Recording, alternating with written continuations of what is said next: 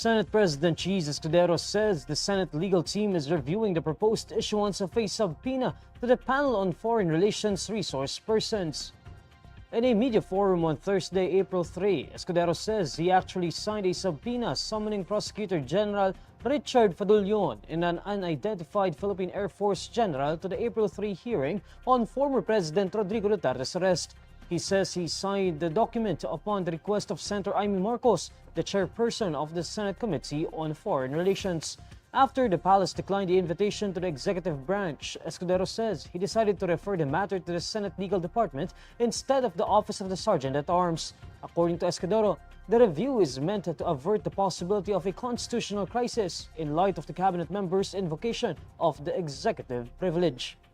Ang huling gusto ko mangyari, sa gitna at sa kabila ng napakarami ng kaguluhan sa ating bansa, ay dagdagan pa ito sa pamamagitan ng isang constitutional crisis kaugnay ng subpoena sa kabilang banda at invocation ng executive privilege sa kabilang banda.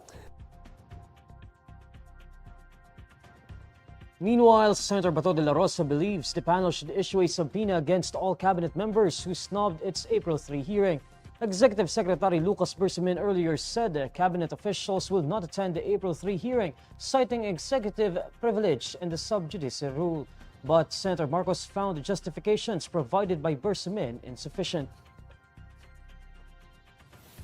President Bongbong Marcos says he was glad to have helped Vice President Sara Duterte, who thanked him for allowing the reconciliation between herself and her father, former President Rodrigo Duterte.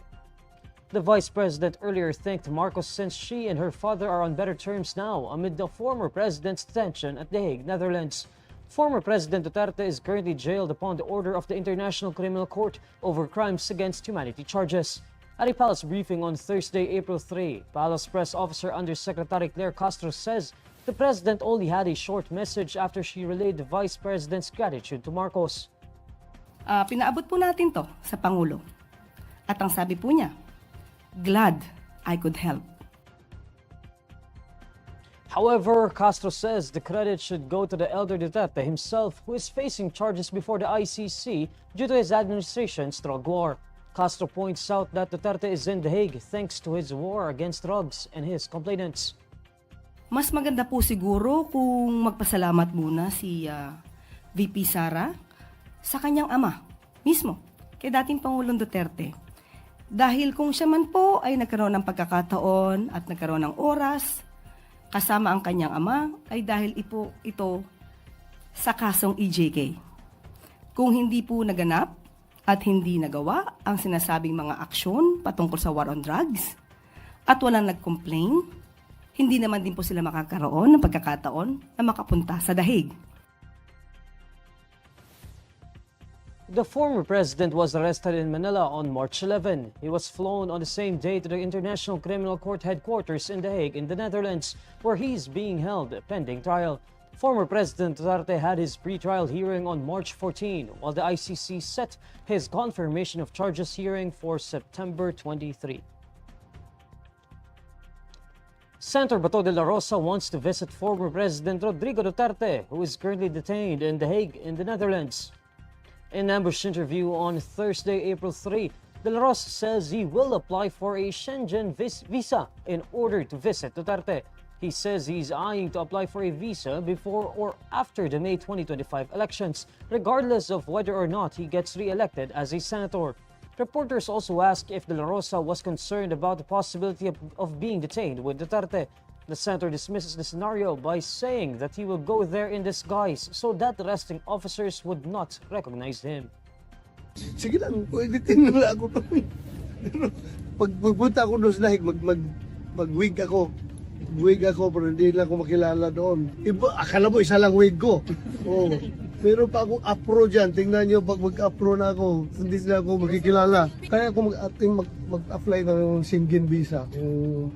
Isyuhan ako, yun maybe bago or pag may pagkakataon before election, sana makabihita ko lang ako sa kanya. Duterte was arrested on March 11 over crimes against humanity charges before the International Criminal Court. As Duterte's first police chief, De La Rosa is also charged with crimes against humanity in connection with the previous administration's war on drugs that left thousands dead. During the Duterte administration, De La Rosa issued a memorandum that was the basis for Project Double Barrel, which started the war on drugs. The mission was later dubbed as Oplan Tokhang. ICC Assistant to a Counsel Attorney Cristina Conti earlier said that after Duterte's arrest, De La Rosa and retired Police Chief Oscar Albayalde could be the next to receive arrest warrants from the ICC. In previous interviews, De La Rosa said that he would not surrender to authorities and may go into hiding should the ICC issue an order for his arrest. The 17 overseas Filipino workers in Qatar arrested for participating in an unauthorized political demonstration in support of former President Rodrigo Duterte were granted provisional release. In a palace briefing on Thursday, April 3, Migrant Workers Secretary Hans Kakdak announces that the detained Filipinos were released in 2 batches pending investigation. We report today that, of course, based on the President's directive to secure the immediate release of the 17 who are still detained, the Qatari authorities, in 2 separate batches, the males at around 2:30 a.m. Qatari time, and the females around 4 a.m. Qatari time, were provisionally released pending investigation. According to Kakdak, no charges have been filed yet against the OFWs, but legal assistance will be provided for them. The rally in Qatar is among the gatherings held by Duterte supporters on March 28, the former president's birthday. In a television interview, Foreign Affairs Undersecretary Eduardo de Vega says the OFWs were arrested because they were holding what appeared to be a political rally, with some clad in Duterte shirts. But De Vega shares how the OFWs told police they were only gathering at the beach resort for a celebration. According to De Vega, no political rallies are allowed in Qatar without a special permit, even if the demonstration doesn't concern Qatari politics.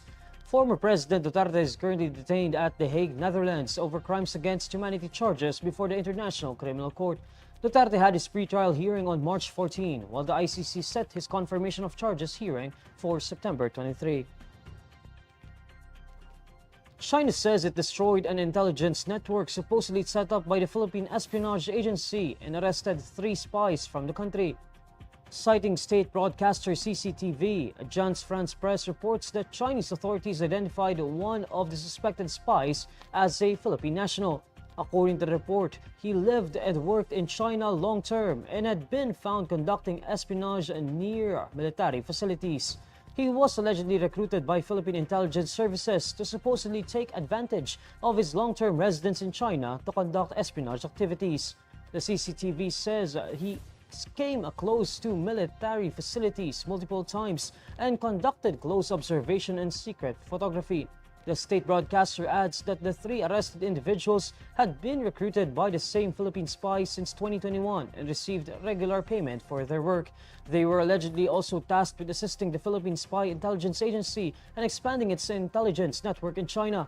Quoting a Chinese national security officer, the report says the arrested individuals allegedly caused harm to China's national security by providing a large amount of military-related and confidential video materials to Philippine agents. National Security Council spokesperson Jonathan Malaya says the Department of Foreign Affairs is confirming the report. Philippine authorities arrested at least 5 Chinese nationals in January and another 2 in February on suspicion of espionage. The latest arrests in China come 2 days after Beijing's embassy in Manila issued a travel warning to its citizens about alleged frequent harassment from Philippine law enforcement agencies. The Philippines' possible procurement of F-16 fighter jets from the U.S. is meant to strengthen the country's overall defense posture, according to Executive Secretary Lucas Bersamin. In an ambush interview on Thursday, April 3, Bersamin says the possible sale of the fighter jets to the Philippines is not intended for use against any specific country. The U.S. State Department earlier said it approved the possible sale of 20 F-16 jets to the Philippines. It said the sale will help the Philippine Air Force boost its ability to conduct maritime domain awareness and enhance its suppression of enemy air defenses. The proposed sale was sent to the U.S. Congress for approval. Following the announcement from the U.S., China warned the Philippines against what it believes to be a threat to regional peace. For its part, the armed forces of the Philippines welcomed this development. The AFP said it was anticipating future enhancements that will strengthen its ability to safeguard Philippine territory. And these are the stories you need to know today. I'm Neil Mercado. Follow INQUIRER.net on Facebook, X, YouTube, TikTok, Instagram, and Reddit. For more stories, visit INQUIRER.net. Good evening.